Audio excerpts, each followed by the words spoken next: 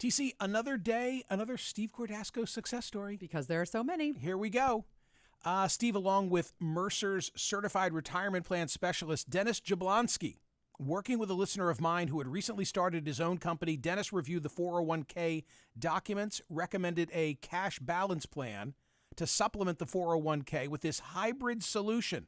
The business owner was able to reduce his tax burden by deferring taxes on substantially more income. Tax savings and additional retirement dollars add up to big benefits for this small business owner, and perhaps will for you as well. But only if you call Steve Cordasco at 855-558-3500. Let the team help you secure your future. 855-558-3500. Cordasco Financial Network, that's a trade name owned by Mercer Global Advisors, an SEC-registered investment advisor. Securities offered through Andrew Garrett Inc., not affiliated with Cordasco Financial Network or Mercer Advisors. Client experiences vary. Successful outcomes are not guaranteed. Time now for the headlines from Smerconish.com, the newsletter. Yesterday, I spoke about a brand new New York Times Siena College survey, which said that voters, there's a disconnect. Voters overwhelmingly believe democracy is under threat, at risk. But are they voting on that issue? No. They're voting on the economy.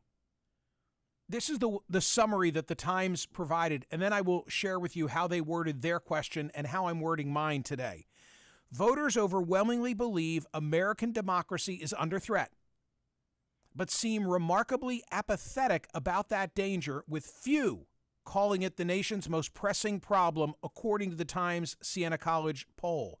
In fact, more than a third of independent voters and a smaller but noteworthy contingent of Democrats say they are open to supporting candidates who reject the legitimacy of the 2020 election, as they assign greater urgency to their concerns about the economy than to fears about the fate of the country's political system.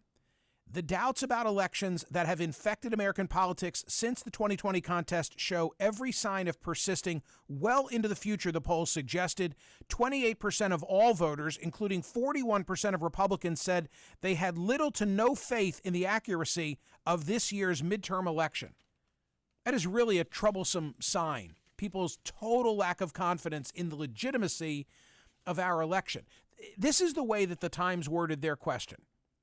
Thinking about a candidate for political office who you agree with on most positions, how comfortable would you be voting for that candidate if they say they think the 2020 election was stolen? Okay, you like the candidate, they say the election was stolen. You still going to vote for them?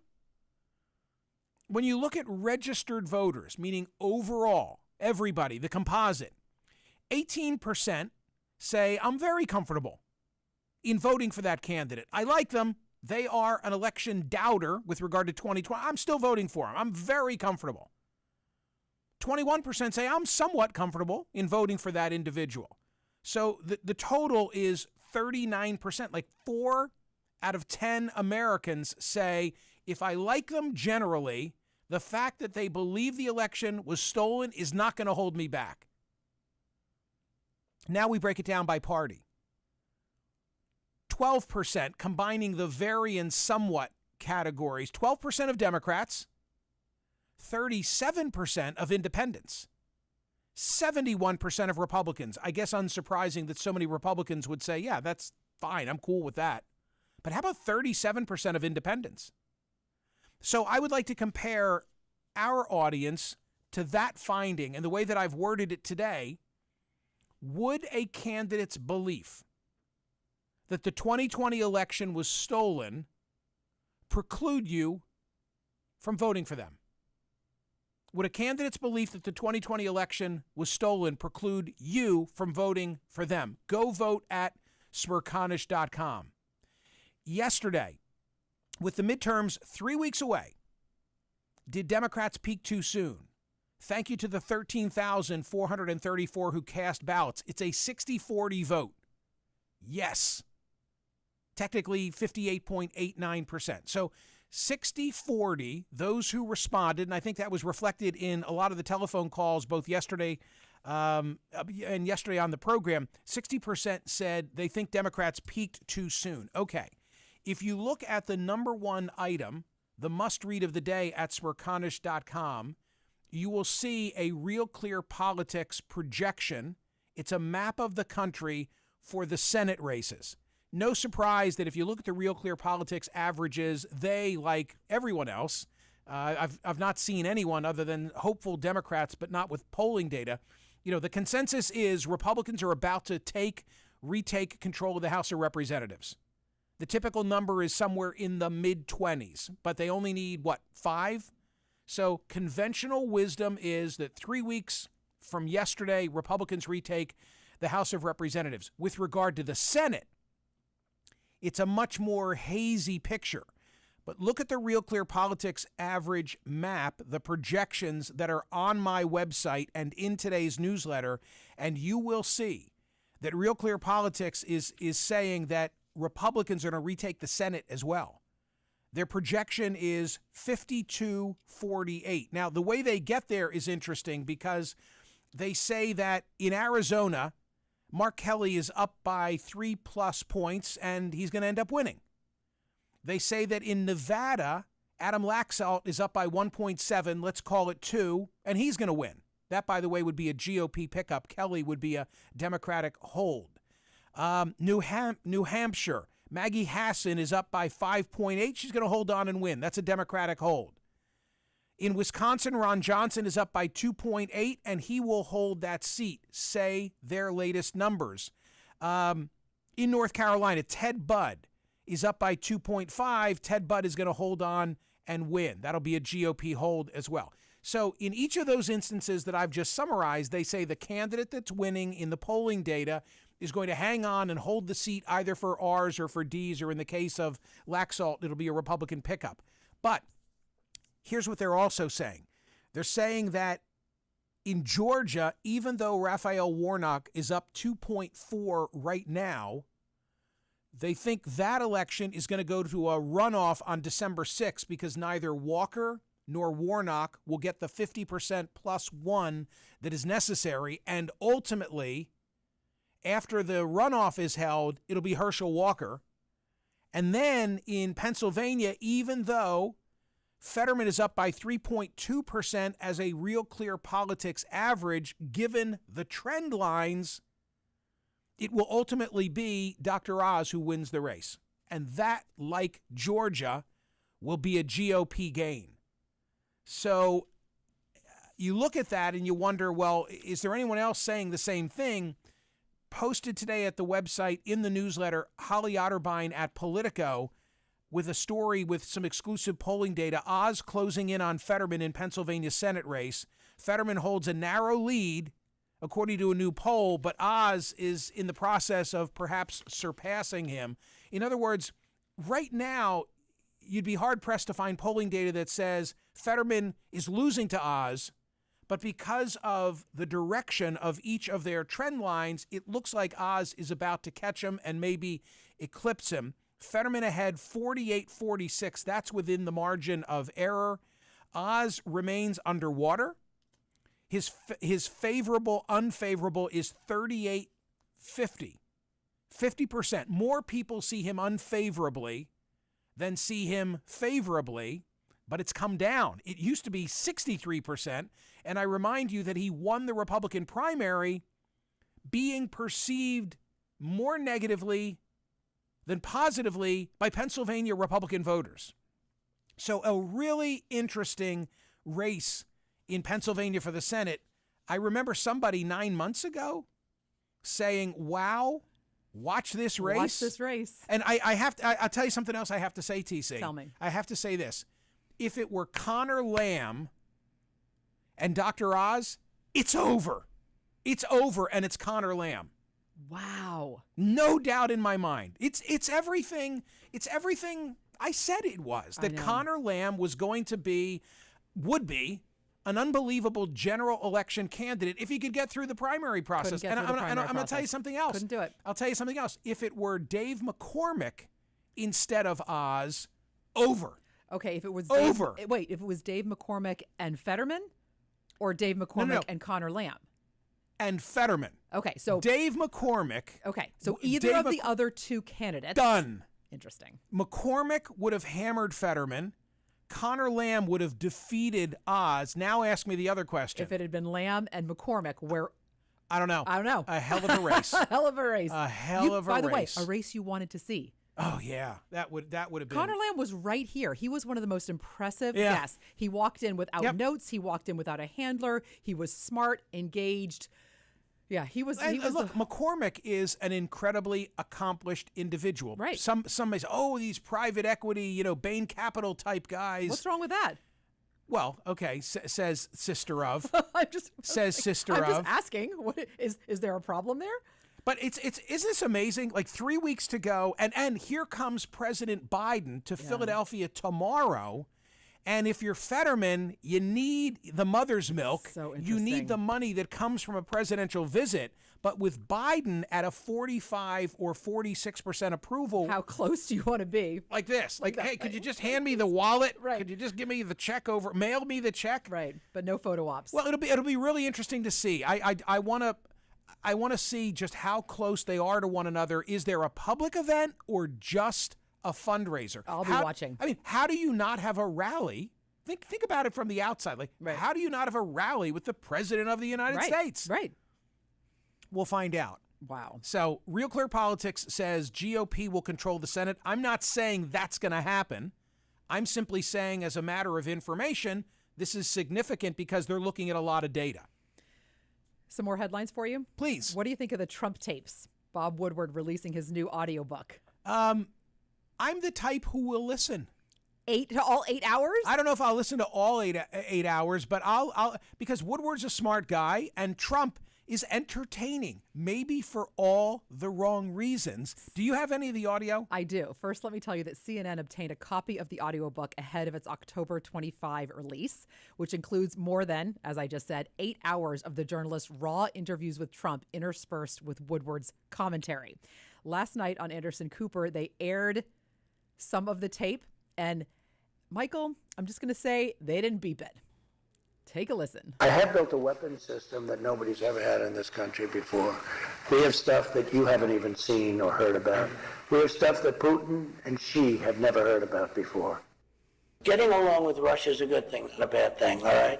Especially because they have 1,332 nuclear fucking warheads. I mean, it's funny, the relationships I have, the tougher and meaner they are, the better I get along with them. You'll explain that to me someday, okay? But maybe it's not a bad thing.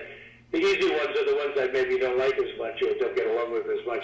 Well, TC, let me just say, I'm shocked by what I've just heard of the former president and his sharing of secrets and his foul language.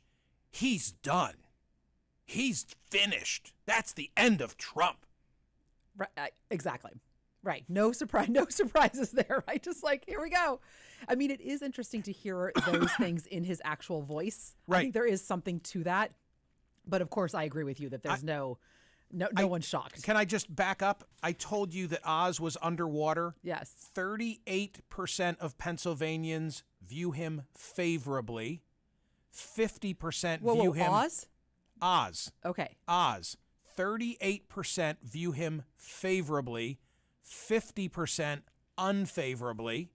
Trump, 47% favorably, much more than Oz. Wow. 51% disapproving. I mean, what are you gonna? What is it? Yeah, right there. That's right there. So interesting. And the thing about Trump is if Trump wins the nomination, it's a coin flip. If Donald Trump runs and wins the nomination, it's a coin flip given the divide in this country. Okay? It's just who comes out to vote because that day? Yes, and it will matter as much who he's running against. Right. And then, so you kind of back into this. Could he win the nomination? Well, who could deny him in a multi-candidate field? If Ron DeSantis takes him on, and if it were just DeSantis and Trump, I could see DeSantis defeating him. I cannot see a situation where it's only DeSantis. So you start, adding. I tell you a story. Tell me a story. I was at the Los Angeles Bureau of CNN on Saturday morning to deliver my program. Yes, you are. And on the wall was an enormous photograph of the first presidential debate of the 2016 cycle from the Reagan Library. It better be enormous. And I was there, and you're right, it better be enormous. And in a narrow corridor, it didn't work because you had to stand to back see all 17 of them because there were so many candidates on the stage. And then they had the kids table, they had the adult table. This was the adult debate. And I remember being there. I remember being there to cover it. My point is, you're not going to have just DeSantis because the ego of these individuals is such that if DeSantis gets in, then there'll be 2 or 3 others, and they could be bit players, but all they need to do is grab 2% here, 3% there, and then Trump sits back with 35%, and he gets the nomination. Yeah. And once he gets the nomination, flip that coin. Wow. Flip that coin because you just don't know. Oh, my goodness. Yeah. Bloomberg, headline from Bloomberg at Smerconish.com in the newsletter, forecast for U.S. recession within a year hits 100% in blow to Biden. They see near certainty downturn will start, tightening conditions, inflation, hawkish Fed weigh in on outlook. Well, yeah, I saw that story. I posted that story at Smerconish.com. I thought we were already in a recession because of 2 negative back-to-back GDP growth cycles. I think that's the standard. I'll tell you the metric that I'm looking at, and it's A, because I'm interested and worried about the economy, B, because I've got both a wife and mom who are in the biz. Housing. These interest rates, they've like doubled in no time. And the market conditions where people were just firing in more than asking prices for homes they've not even seen. It was our little street has been insane. Right. Like insane. Yeah, but now not anymore, But now you got to factor in, could you qualify with the additional interest cost? Yeah. It has really, it's ugly. And really it's ugly. It's ugly, but viewed against, the last 15 years, is a 7% rate so bad? You could probably do better than 7% right now, but in refinancing, that's around where you are. But it was like free money. I know. Now people are looking at it like, oh, damn it, I should have. Actually, what's that line from the classic book, No Money Down? And now these saddest words I pen, if only I'd invested then. Oh, boy. Can you attest to the fact that I did that without notes? No notes. No notes, nothing. Don't ask me to quote like Robert Frost. No. Or Chaucer. No woods these are, I think I know. Wow. Very impressive, President Biden. Speaking of ugly, yeah. I don't know how this is going to work. Netflix account crackdown. Sharing your password, it will cost you starting in 2023. USA Today says sharing your Netflix password with people who are not in your household, your days may be numbered. Netflix said Tuesday it will roll out plans globally to monetize account sharing early next year. This is how it will work. Netflix will make it easier for you to share your Netflix account with family or friends who don't live with you by creating sub-accounts or extra members. Each sub-account will get a login profile and personalized recommendations, but it will also cost you. So I guess that means that, our 25-year-old daughter can no longer use our Netflix account. Oh, I know. Is that the case? I know. This is bad. There are any number of people. I know there are any number of people on our account. I know there are because they create the little little. Right, you see all those faces. Yeah, I'm like, who's that? Yeah. Like, what took them so long? Yeah. What took them so long? I know, but we're all so used to it that now they've got to dial it back. It's going to be bad. Hey, little programming note, because it happens to be one of the hottest shows on Netflix. On Friday, the journalist who wrote the original New York Magazine story that now became the Netflix hit The Watcher will be on the program. Yes, he will. Friday. He wrote it in 2018. Friday. Yeah, that's going to be something. Yeah. Okay, one more headline for you, and that is from Axios. Americans are drinking less. Pooh, not this American. Are you not drinking any less? No, are you drinking more? Wait, for what? Sober October or whatever they call it? Not just Sober October. No, 60% of Americans say that they drink, which is down from 65 in 2019. Wait, say it again, TC? 60% of Americans say they drink. Only 60%. That surprises you. Yeah. Wow. I would have like said 70%. Chains, but it encompasses a huge number of non-drinkers, and younger people are leading the charge. Well, maybe they're smoking weed. Oh, maybe. Or maybe they're leading a healthy and clean life. They say that like vegan stuff and more attention to drunk driving and accidents. That's a good thing. That's a great thing. And there's also a rise of hip, but there new is Uber. Non-alcoholic booze alternatives. So all these different things that you can drink, alcoholic-free beer and mocktails, etc. So they think the rate of drinking might continue to drop. Wow. Okay. I guess that's good news. It won't. Right. The two of us are like, oh, okay. Is it? Sure. Are you drinking less? I am not drinking any less. I still don't drink during the week on average. Usually I do I know, not drink, but then Fridays and you're Saturdays. out of control. You're out of control on How do you know Fridays. I'm and Saturdays. not out of control. I saw you at Dan's wedding. It was a wedding. That's festive. Notice you didn't say that's not true. What you said was it's a wedding. Come on, that's festive. Okay, but I would like to encourage you to drink. By the way, I wasn't off the I'm rails pulling at your Dan's leg. wedding. I'm pulling your leg. You were flush. Michael, I'm flush with one glass of wine. I know. It's embarrassing. So it's truly it's like one of those reveals where you just see a color change. Oh yeah. Like it's it's you kind see of amusing drinks to and it goes, watch. oh, it's hysterical. Yeah. They're like this. Yeah. Whoop. Exactly.